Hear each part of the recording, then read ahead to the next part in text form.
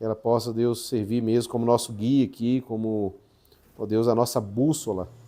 No nome de Jesus, Senhor, nos instrui aqui, Espírito Santo, que nosso coração seja ensinável aqui essa noite, que possamos, Senhor, ouvir a Tua voz. Não queremos aqui ouvir simplesmente uma pregação, Deus, mas ouvir a voz do Senhor, que o Senhor fale ao nosso coração, que Teu Espírito nos, ó Deus, abre os nossos ouvidos para ouvir o Senhor mesmo falar, Pai. É o Teu falar que queremos aqui. Aquece essa palavra, esquenta ela, Senhor, põe fogo nela, Espírito Santo, no nome de Jesus Cristo, Pai. Amém, Senhor. Amém. Bom, galera, boa noite, né? Nós estamos aí, né, numa jornada assim, né, naquele processo da palha e do trigo, né? Sempre estão falando sobre isso aí, que eu acho que isso é importante nesses dias, para a gente aqui como comunidade, como corpo, né? Aquilo que o Senhor está fazendo no nosso meio. Essa analogia, a gente vai ouvir ela bastante aí, né, nesses próximos dias. E eu acho que Deus está trabalhando na gente nesse sentido, sabe? Então, acho que a primeira coisa que a gente precisa considerar aqui é isso, né? Se você está aqui fazendo parte desse rebanho, né, parte desse corpo aqui, eu acho que isso diz respeito a cada um de nós. A gente como grupo e a gente como pessoa. Acho que é um tempo de Deus, assim, que o Senhor está aplanando, está limpando, está tirando a lama, né? Tirou a gente da lama e agora está tirando a lama da gente, né? Aquele processo que a gente vem falando. Então, isso faz parte daquilo que a gente entende na palavra de Deus como glorificação. É aquilo que Romanos fala. Aquele que chama, ele é o que chama, e aquele que ele chama, ele justifica, ele imputa justiça sobre essa pessoa, e aquele que ele justifica, ele glorifica. Tá? Então é um processo que Deus está fazendo na nossa vida. Não importa o momento que você está, o estágio que você está, mas esse é a nossa caminhada. É assim que a gente está. A gente está prosseguindo para esse alvo, né? Então, eu queria olhar aqui no Salmo 1, para a gente refletir nesse Salmo aqui, tendo isso como perspectiva, né? Esse processo do trabalhar de Deus na nossa vida. Salmo 1, do verso... Vamos ler o Salmo todo aqui, né? Verso 1 ao 6. Diz assim: Bem-aventurado é aquele que não anda no conselho dos ímpios, não se detém no caminho dos pecadores, nem se assenta na roda dos escarnecedores. Pelo contrário, seu prazer está na lei do Senhor, e na sua lei medita dia e de noite, de dia e de noite.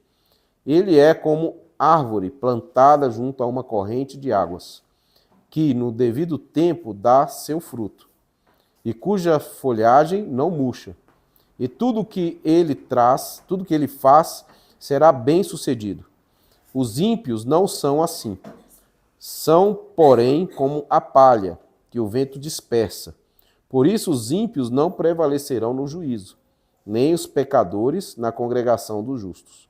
Pois o Senhor conhece o caminho dos justos, mas o caminho dos ímpios perecerá. Né? Esse é o Salmo. Algumas considerações aqui que a gente precisa entender. Né? O Salmo está dentro de um grupo de escritos da Bíblia, que são escritos sapienciais, né? Escritos sobre sabedoria. Então está lá o livro de Jó, o livro de Salmos, o livro de Provérbios, de Eclesiastes. Né? São livros de cantares, são livros poéticos. E que contêm, né, uma sabedoria na poesia. É diferente da nossa rima aqui no Brasil, né? Aqui a gente rima. Né? Na poesia hebraica, não. Eles transmitem sabedoria. Entendeu? Não necessariamente existe ali uma rima, né? Uma coisa, né? Batatinha quando nasce, parrama pelo chão, né? Não é bem assim, né? Transmite uma sabedoria também, mas é diferente do que a Bíblia tem para ensinar para a gente. Então é um livro de sabedoria que tem vários princípios, e ele é o primeiro salmo. Isso não está aqui assim também aleatório. É meio que o prelúdio dos salmos, né? Então ele abre os salmos falando sobre isso aqui. Falando sobre o que é o caminho da felicidade, que é a palavra bem-aventurado. Qual que é o caminho de você ser bem-sucedido? Né? Qual que é o caminho para isso acontecer? Então ele abre aqui o livro de Salmos, né? Nós temos 150 outros salmos aqui para frente, né, com esse salmo, falando que, né, sobre o caminho para a gente seguir, né, sendo feliz. É o caminho da prosperidade, da felicidade. Né? E ele começa falando isso, né? Bem-aventurado é aquele que não anda no conselho dos ímpios, não se detém no caminho dos pecadores, nem se assenta à roda dos escarnecedores. A palavra bem-aventurado, né, é uma palavra muito significativa na Escritura, ela aparece várias vezes, né? E é meio que a palavra bem-aventurado é uma expressão de felicidade, né? E felicidade, ainda mais aqui nos nossos dias de hoje, né? A gente fica aí, o ser humano vive atrás disso, ser feliz. Só que a gente, na nossa vida, a gente procura felicidades nos momentos. E a gente procura momentos de felicidade e de prazer. Né? Então, assim, a gente é feliz se a gente estiver fazendo determinada coisa. Na sabedoria de Deus, a felicidade não é esse fragmento de momentos que a gente tem de prazer, mas é uma completude, é uma vida inteira, certo? Então isso diz respeito a várias partes da vida do ser humano. É a mesma coisa da palavra shalom, a paz, na Escritura. O que é o shalom? Para a gente, paz, né, é um estado, né? Eu estou numa paz hoje, né? Então, assim, estou numa brisa boa hoje, estou numa paz, estou sossegado, está tudo massa. Mas o shalom, não. O shalom, segundo a Escritura, diz respeito a uma paz completa. Não é simplesmente um momento que eu estou pacificado. Não, que eu estou em paz. Mas é você pacificado. É você pacificado com tudo que diz respeito à sua vida. No seu casamento, na sua criação dos seus filhos, né, nas suas economias, na sua finança, com você mesmo. Né, você está bem, você está em paz. Né? E essa paz começa você estando em paz com Deus. Né? Estando em paz com Deus, nós vamos ter paz com todo o restante, com tudo mais que toca a nossa vida. Então, isso parece bobagem, cara. Parece uma coisa meio aleatória, meio muito, assim, mística. Mas, cara, isso tem um reflexo na nossa vida impressionante. A nossa guerra, a guerra que está dentro da gente, a guerra que a gente está lutando aqui fora, é um reflexo da nossa guerra com Deus. É um problema que a gente tem com o nosso Criador. E aí vem descambando tudo aqui embaixo. Mas quando a gente está em paz com Deus, sabe, com quem nos criou, isso, né, quando a gente pensa nessa paz com Deus, a gente está em paz com o nosso destino, sabe, com o nosso propósito, com tudo isso. Quando você está conectado com Deus, as coisas se abrem para a nossa vida. Agora, se a gente está em guerra com o nosso Criador, a gente vai ter problema. A gente vai ter guerra com o próximo, vai ter guerra com tudo à nossa volta, sabe? Então, a bem-aventurança aqui é o caminho disso, dessa felicidade completa, sabe? Esse tudo na nossa vida está pacificado, está em paz. E como que isso acontece, né? Então ele está falando, quem que é feliz? Quem que é a pessoa feliz? Ele começa falando do negativo aqui, né? É o que você não deve fazer, não é o que você tem que fazer.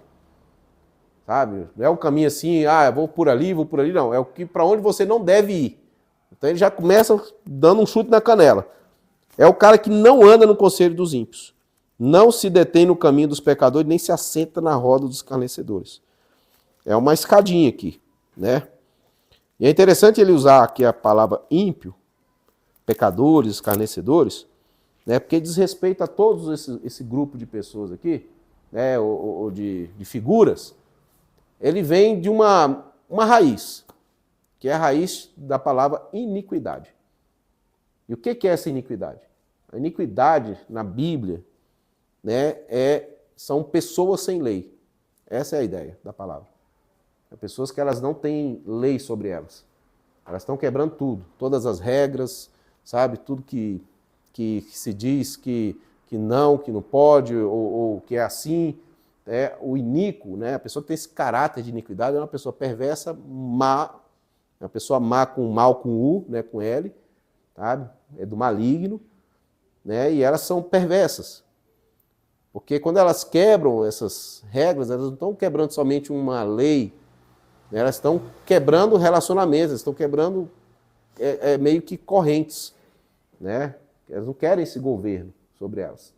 Então, isso é aqui o conselho do ímpio, né? Que não anda no conselho do ímpio, que não se detém no caminho do pecador e que não se senta na roda. A gente está na era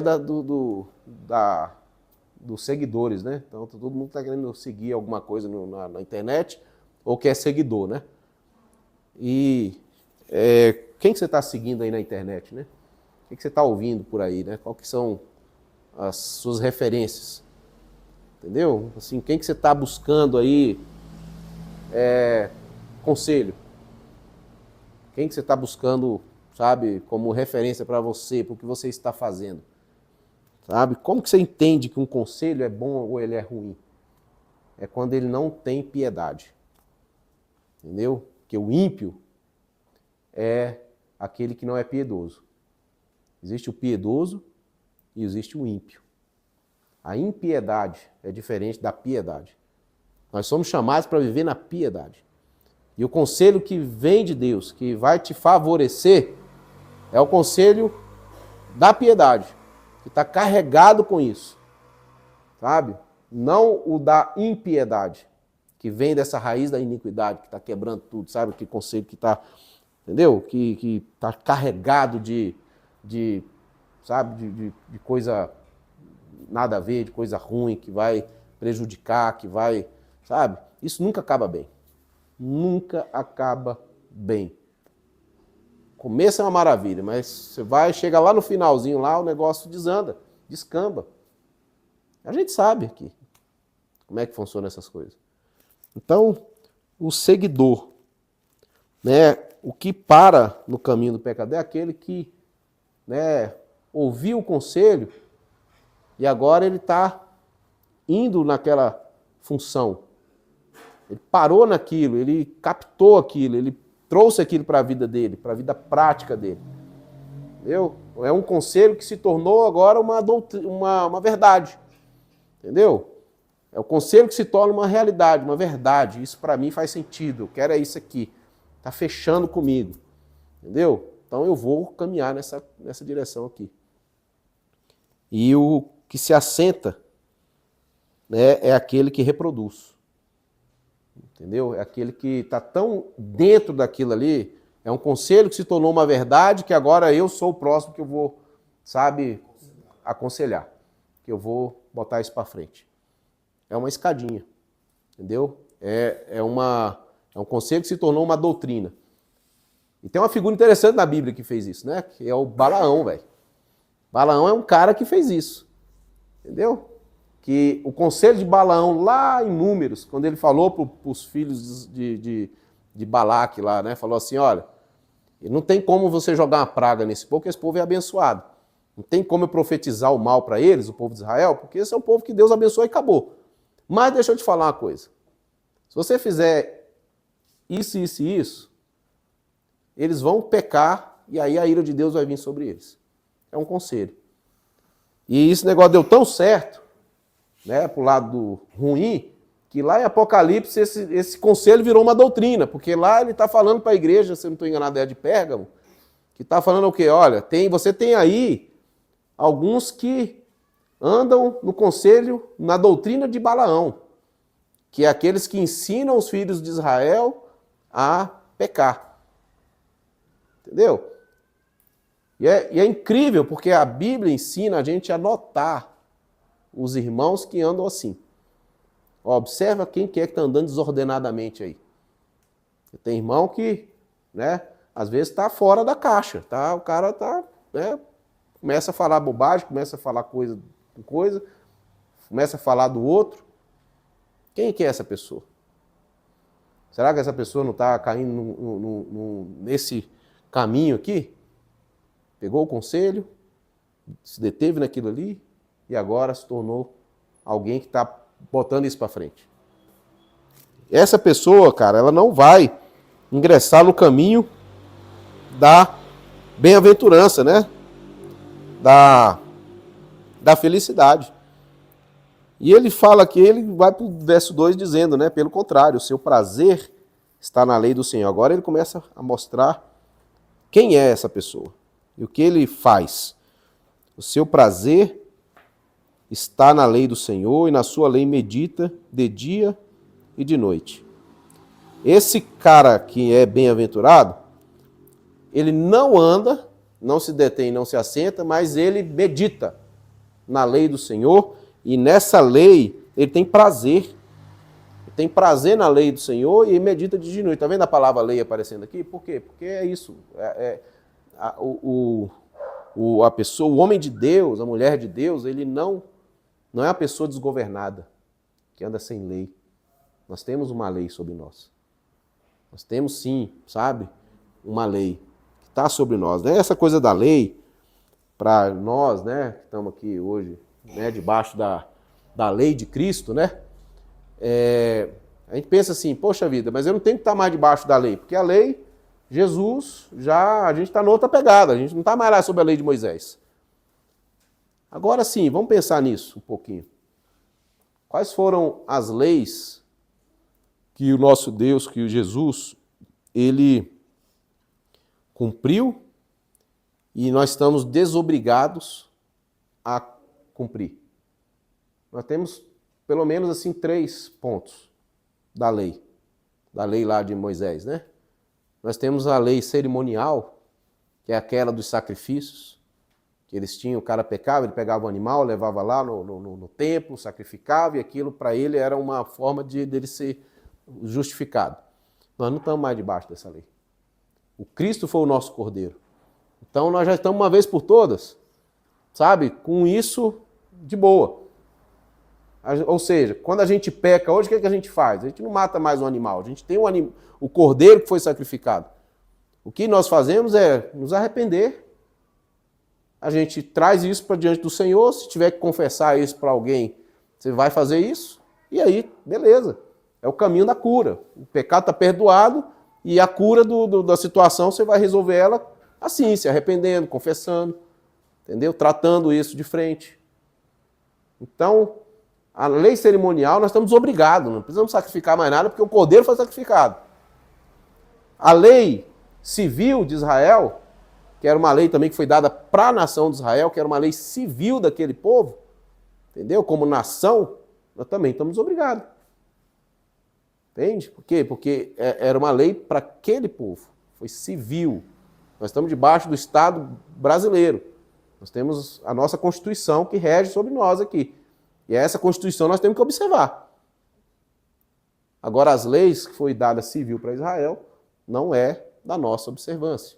Tinham impostos específicos lá, tinha o imposto do templo, tinha o imposto não sei do quê, entendeu? Tinha uma série de leis civis ali que eles eram obrigados a carregar. E agora, mas qual que é a lei que a gente precisa observar? Tem uma lei aqui, ó. Eu quero ler Marcos, capítulo 12, verso 28. O Alex é o mais novo aí, né?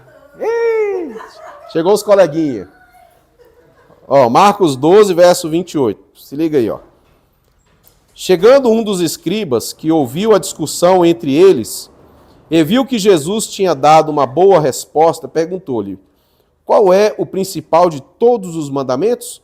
Jesus respondeu: o principal é: escute, ó Israel, o Senhor nosso Deus é o único Senhor. Ame o Senhor, seu Deus, de todo o seu coração, de toda a sua alma, de todo o seu entendimento e com toda a sua força. O segundo é: ame o seu próximo como você ama a si mesmo. Não há outro mandamento maior do que estes. Cara, nós temos aqui 2 mandamentos que foi ali Jesus, ele afirmou. O mandamento de adorar a Deus, que esse mandamento não, ele está sobre toda a humanidade, ou judaica ou não judia, né? E o mandamento de amar o outro, o próximo. E esse mandamento de amar o próximo é um mandamento moral, sabe? Que está estabelecido também para todas as comunidades, todas as culturas, todas as sociedades. Esses 2 mandamentos aí compõem o que para nós hoje é a lei, que ele está falando lá do Salmo. tem prazer na lei do Senhor. A lei de não roubar, a lei de não adulterar, a lei de não cobiçar o que é do outro, sabe? Essas leis, essas regras que são morais, elas estão em vigência para nós. Então, qual que é a lei que a gente tem que seguir a gente tem ela como prerrogativa na Escritura? A lei, essa lei moral, de amar, a lei do amor. Você amar o teu próximo, você vai cumprir toda a lei. É isso que a Bíblia fala. Essa lei está em vigência para a gente. Então, nós temos que ter prazer na lei do Senhor e meditar nela dia e noite. O que é essa meditação da Escritura aí? Nós temos isso também lá no Salmo 119, ele fala um negócio interessante. Salmo 119, verso 11. Ele fala assim, guardei a tua palavra no meu coração para não pecar contra ti. A palavra guardar ali, guardar no coração, é a palavra decor, sabe? Que é a expressão decorar. E aí, galera, entra aí. Junta aí. Pode sentar, pode chegar. Pode entrar, gente.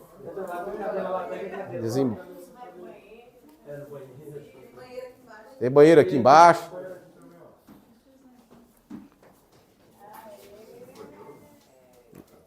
A galera já correu, né? Os bichinhos, né? Tá bom. Então, bora lá. Então, Salmo 119, verso 11, ele vai dizer o que pra gente? Guardei a tua palavra no meu coração para não pecar contra ti. A expressão ali, cara, é decorar. Eu decorei a tua palavra, guardei a tua palavra. Para quê? Para mim não pecar contra ti. Isso é tão forte, tão poderoso, velho, que a ideia da catequese, né, de você catequizar, é exatamente essa. É de você ensinar a decorar. Isso os judeus faziam.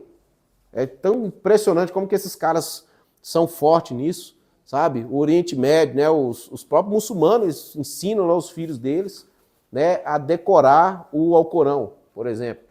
Os judeus ensinam os filhos deles, né, quando eles atingiam uma certa determinada idade, os caras já tinham decorado boa parte do Pentateuco, sabe? Eles iam entrar para os livros proféticos. Os caras tinham isso no seu processo de pedagógico, de ensino. E como que era feito isso? Lá mesmo em Deuteronômio, né, a repetição das leis, o que Moisés falava? Ensina o teu filho no caminho, sentado na cama, na mesa. Você vai ensinar a criança no dia a dia, sabe? E essa lei, né, que ele precisava ter prazer e meditar nela no dia e noite, ele está mostrando aqui qual que é o caminho. Agora, qual que é a lei que você está seguindo aí? Qual que é a lei que você está caminhando, cara? É isso aí. Tem que ver. Qual que é o conselho que você está absorvendo? Qual que é as ideias que você está indo aí e seguindo? Sabe? Eu lembro na época lá que a onda da estrada lá em Brasília, lá quando eu já juntei lá no meio da malucada lá, entendeu? Qual que era a lei que estava ali? Tinha uma lei ali na pedra, tinha uma lei rodando ali. Qual que era a regra lá? Qual que era a lei? Tinha uma regra, entendeu? Não, para ser maluco tem que ser assim, tem que ser desse jeito, tem que ser... Existia uma lei ali. Agora, isso é bom? Essa lei foi boa? Essa lei fez bem? Entendeu? Como é que isso está desdobrando na nossa vida hoje? E aí o cara agora ele vai entrar numa questão de comparação aqui. Ele vai comparar o ímpio e vai comparar o homem de Deus e a mulher de Deus. Ele fala aqui no verso 3, ele é como árvore plantada junto a uma corrente de águas, que no devido tempo dá o seu fruto, e cuja folhagem não murcha, e tudo o que ele faz será bem sucedido. Olha isso aqui, né? Ele é como uma árvore plantada, junto a uma corrente de água, que ao devido tempo dá o seu fruto. Sabe o que isso interessante aqui a gente pensar? Cara, o que é essa ideia da árvore plantada aqui? Isso aqui, galera, é a mesma coisa do cara arrancar uma árvore que está plantada numa terra ruim, sabe? Porque ele está falando de uma árvore plantada. A ideia aqui é uma árvore que foi transplantada. Você arrancou ela de um lugar e você colocou ela numa terra boa, uma terra que tem nutriente, uma terra que tem água, que ela é bem irrigada, sabe? E o que você espera disso? O que você espera de uma árvore dessa? Que ela dê fruto. O que se espera de um homem de Deus, de uma mulher de Deus? Fruto, né? É o que ele está falando, é como uma árvore plantada junto à corrente de águas, que no devido tempo dá o seu fruto. O que se espera de uma pessoa? O que se espera de um amigo? O que se espera de um casal, né? De um marido, da mulher para o marido? O que se espera de um filho? O que o filho espera de um pai? O que nós esperamos de um amigo? O que nós esperamos da comunidade de fé? O que se espera de um irmão em Cristo? Nós esperamos exatamente o fruto. O fruto é o que se espera. Se é um homem de Deus, o que se espera de um homem de Deus? O que se espera, sabe? É o fruto. Esse fruto é o produto final, sabe? Da vida de um homem de Deus, de uma mulher de Deus. E muitas vezes esse fruto não é simplesmente material. É um fruto imaterial, é o fruto de uma vida, não é o fruto de um produto, sabe? Que a gente está pegando nele aqui. Sim, também. Mas o que nós esperamos aqui uns dos outros é fidelidade, entendeu? É palavras, sabe, de consolo, de incentivo. É você, né, poder contar um com o outro. A gente espera isso. O que a gente espera de uma comunidade? Né? É isso. O que nós estamos aqui fazendo? O quê? Quando uma pessoa chega aqui nessa casa, o que ela espera aqui?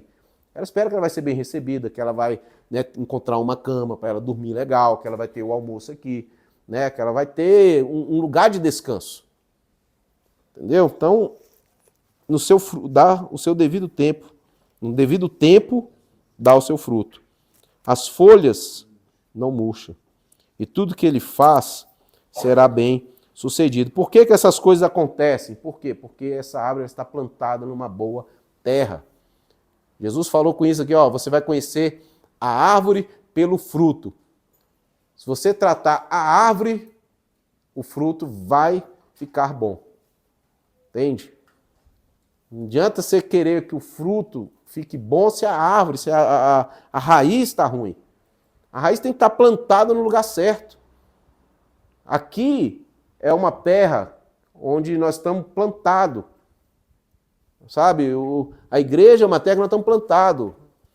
Por quê? Porque é uma terra onde a palavra de Deus está sendo ministrada e dita, é pregada, anunciada, e você pode acreditar nisso, que isso aqui, irmão, é uma terra fértil.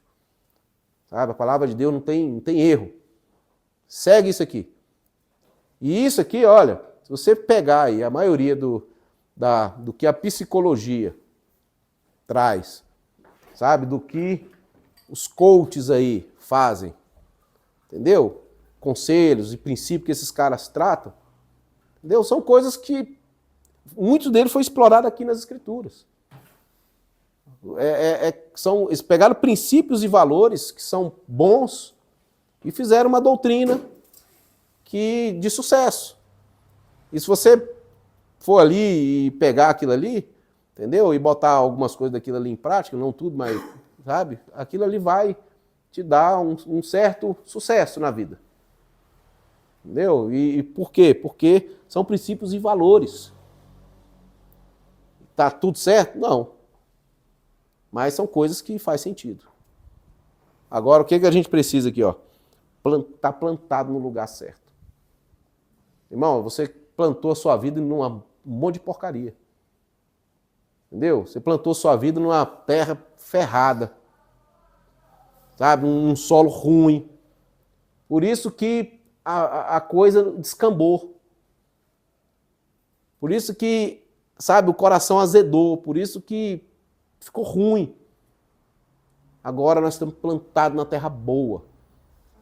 Então persevera nessa terra, fica fincado nessa terra, fica aí, não sai por nada, agarra, velho. Agarra, bicho. Entendeu? É como o cedro do Líbano. O negócio tem raiz, tem profundidade.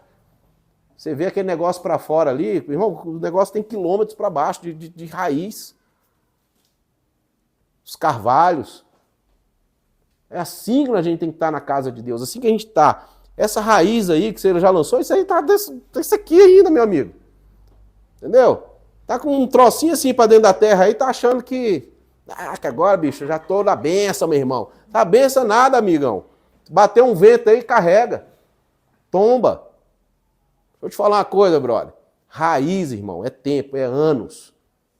É anos. Nós temos aí crente, irmãos, há muito tempo caminhando com Jesus. Você vê, ali tem raiz. Ali tem raiz. Sabe, agora, enfinca essa raiz, deixa ela entrar. Deixa ela descer. Sabe, a raiz vai buscar nutriente lá embaixo. Agora, o que acontece com o ímpio aqui, ó? Os ímpios não são assim, são, porém, como palha que o vento dispersa. Por que a palha é levada pelo tempo? Porque ela é leve. Ela não tem sustância. Entendeu? Ela, né, no caso do trigo aqui, que a gente sempre está falando, né? Quando você vai jogar o trigo para cima, os caras faziam aquilo na eira, né? Jogava o trigo, a palha subia, o trigo subia, o trigo caía de volta na peneira e o vento levava a palha. Ficava leve, sabe? Isso fala de uma vida vazia. Sabe? Qual que é o que é a vida vazia? Salomão falou sobre a vaidade. A vaidade é isso. São vidas vazias. Entendeu? Vidas que não têm, assim, substância, não têm conteúdo. Então, cara, o que dá pra gente conteúdo? O que dá pra gente substância? O que dá pra gente cérnio, né? Âmago? É exatamente as escrituras, a palavra de Deus. Entendeu? Quando o negócio chacoalha aí, quando bate aí, o que sai? Entendeu? O que vai sair quando a gente é pressionado? No caso da uva, vai sair o quê? O vinho. No caso como é que chama aquele negócio? Da azeitona, vai sair o quê? O azeite. No caso do trigo, vai sair o quê? A farinha. Agora, o que vai sair, irmão? Da gente. Você não vai espremer, entendeu? Uma uva e sair um caldo de cana.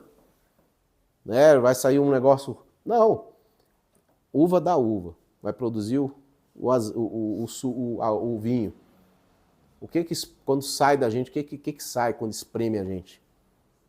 Entendeu? Tá saindo o quê? A doçura do Senhor, tá saindo a bondade de Deus, tá saindo a longanimidade, tá saindo ou tá saindo uma canguiça de meio mundo de vício, de problemática, de palavrão, entendeu, velho? De mandar todo mundo não sei pra onde, de se irar, de cair pra dentro, que eu não sou o quê, que eu sou o bicho, que eu sou isso, sou aquilo, que eu fazia era assim quando eu tava no mundão. É isso? Raizinha, ó. Isso aqui, ó. Tem nada aí. Precisa de raiz, irmão. A gente vai sendo provado na nossa vida. Porque senão a gente vai ser como a palha que o vento carrega. Deu um vento aqui, ó. Levou longe. Agora, se você está plantado, você é como uma árvore plantado, o vento vai bater e aquilo vai ficar. Entendeu? Vai chacoalhar lá a copa da árvore lá, vai cair umas folhinhas, mas aquele negócio tá ali, ó.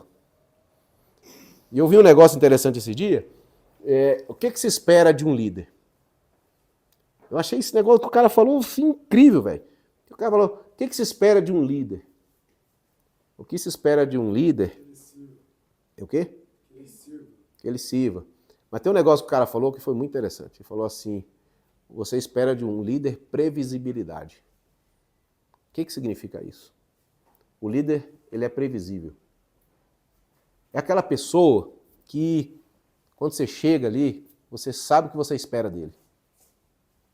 Você sabe o que você espera daquela pessoa ali que está te liderando. Cara, você espera isso, uma constância, sabe? O cara, você xingou um palavrão na frente dele, ele estava com aquela cara mesmo. Você contou uma piada, Entendeu? Ele está ali. Entendeu? Você falou que a sua mãe morreu, ele está, ó, meu filho, Deus vai te abençoar, vai te dar, vai te consolar. Você falou que você ganhou R$1 milhão, ele vai falar assim, ó, que bom, Deus te dê sabedoria.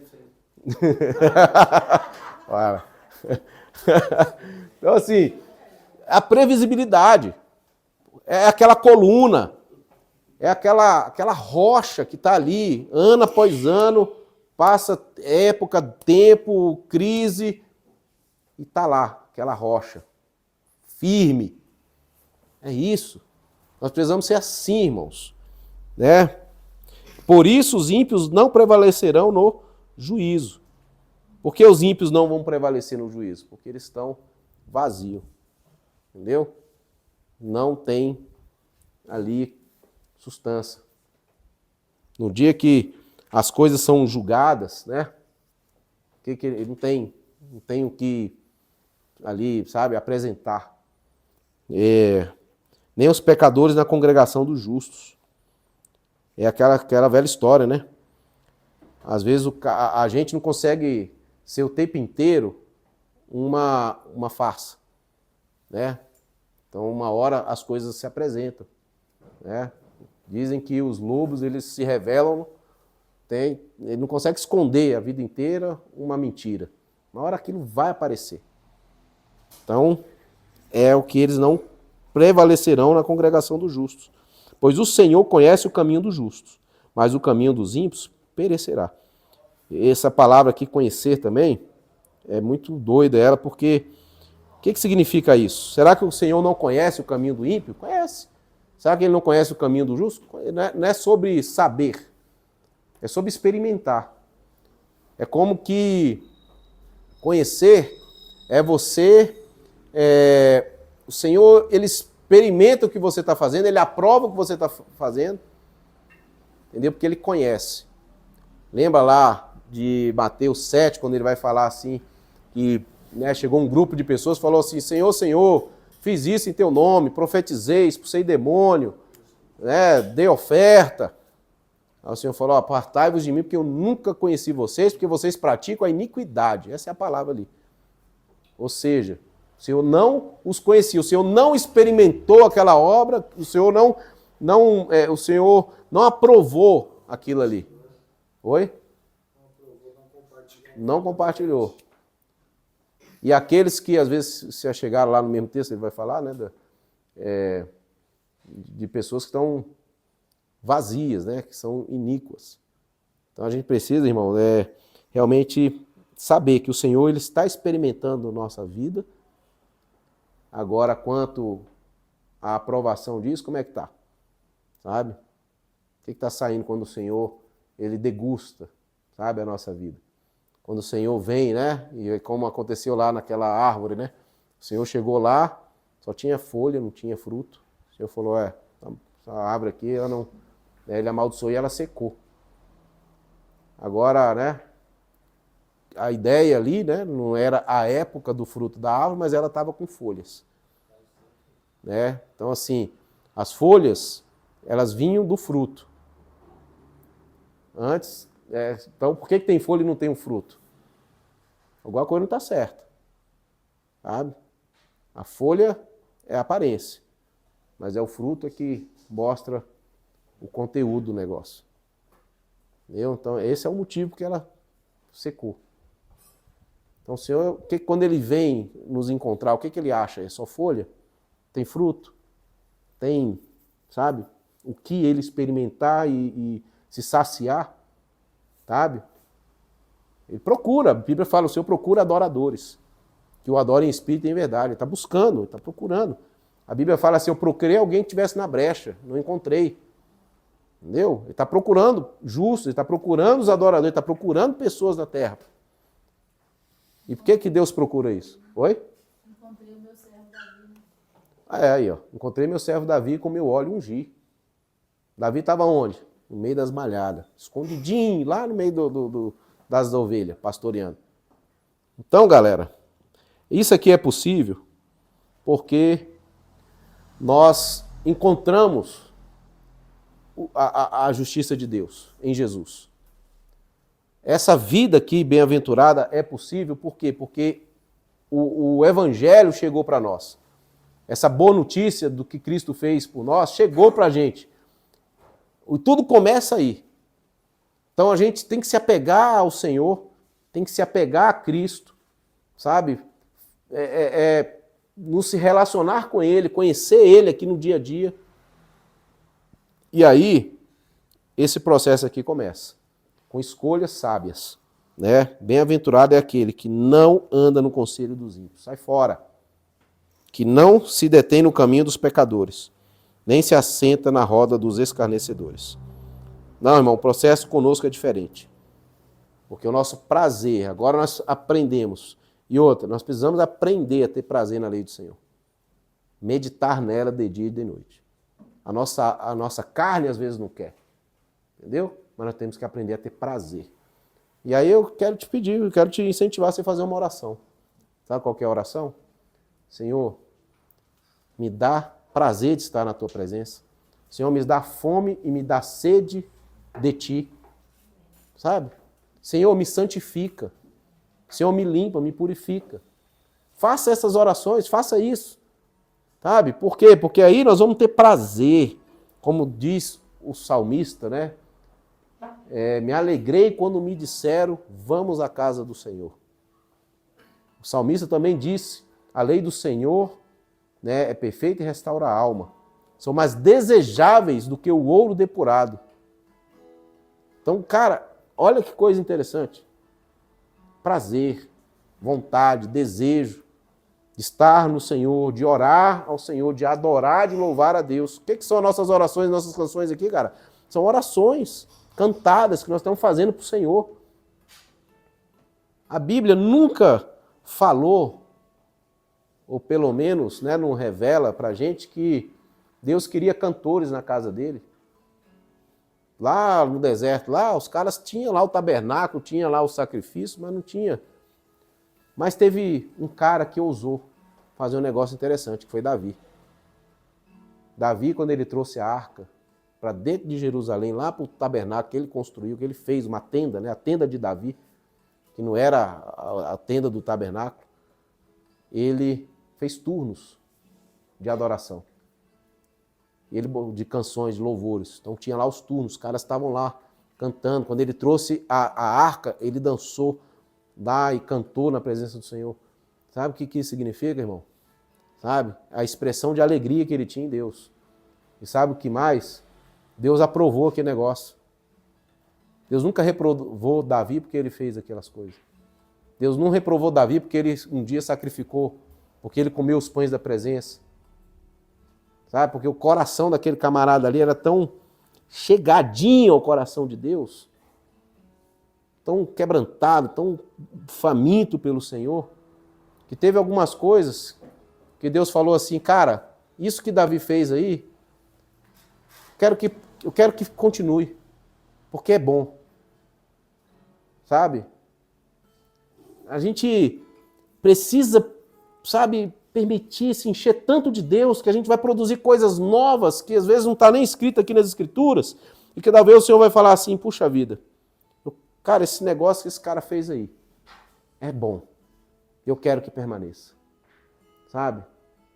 Eu acho que vale a pena multiplicar esse negócio aí.